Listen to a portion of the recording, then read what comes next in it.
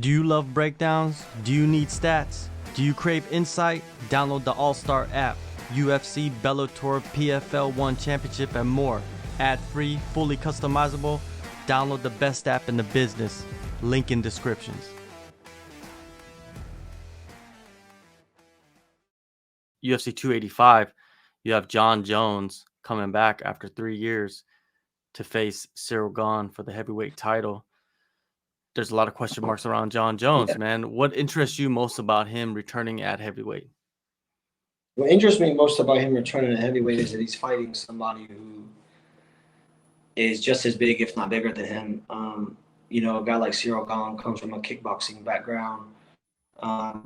He's very good with his jab. He uses his kicks very well. He's also extremely athletic. Not saying that Jon Jones isn't athletic as well. Obviously, Jon Jones' resume you've seen over the past, but 3 years of a layoff is a long layoff. I don't care what anybody says. That's a long layoff. I guess we'll find out if the ring rust is real. I've seen people come back and do great. I've seen people come back and not do so great. So that'll be interesting. To take a fight of this caliber up a weight class after a 3-year layoff will be very interesting, especially against a game opponent like Ciryl Gane. That's going to be an exciting one. I am looking forward to that fight, because both those guys are tremendous, and I'm excited to see how, maybe not excited to see, but very interested to see how Jon Jones will be at the heavyweight, because from the pictures that I've seen, he looks every bit of a heavyweight. The wrestling is going to be something that people are going to talk about heading into that fight, right? Jon Jones, of course, he's a wrestler. He's probably one of the best wrestlers. Would you consider him to be the greatest of all time, like a lot of people do? No, I would not. And why would you consider him not? That's just a personal opinion. This is just my opinion, but with some of the stuff that came with it, some of the baggage that came with it, the testing and all that, it's definitely going to leave. That would, in my eyes, that leaves a bit of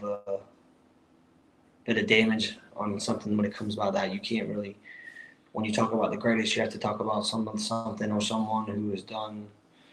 It doesn't really have that many flaws when it comes to how he went about the process, doing everything right, not getting caught up on a test or anything like that. So, if you take that out of the equation, quite possibly. But if you're going to leave that in the equation, which I am, and again, I like Jon Jones as a fighter. I think some of the stuff he can do is insane.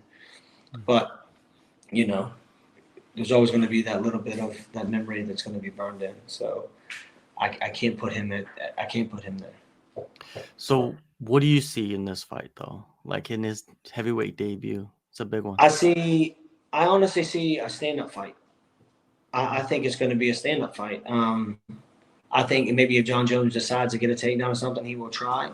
Won't be easy to take down Ciryl Gane, and I know he got taken down a couple of times against Ngannou, and Ngannou isn't as good of a wrestler as they say as Jon Jones. But at the heavyweight division, brother, it's those guys are long, lanky, and strong. A lot of it is just timing on stuff like that, on the takedowns. And I think this fight, they'll both have a point to prove. And I think maybe Jon Jones will have a point to prove, and he'll stay on his feet and make it a stand-up fight, which will favor Ciryl Gane, but will also favor Jon Jones. Jon Jones is somebody who can mix it up. He can use elbows. He can use kicks. He can use his hands. He can use his clinch, his knees, And Ciryl Gane is somebody that keeps it long, who understands distance, who punches at the end of his range. So that will be an interesting fight. Knock on wood, that fight happens. Still got some time to go.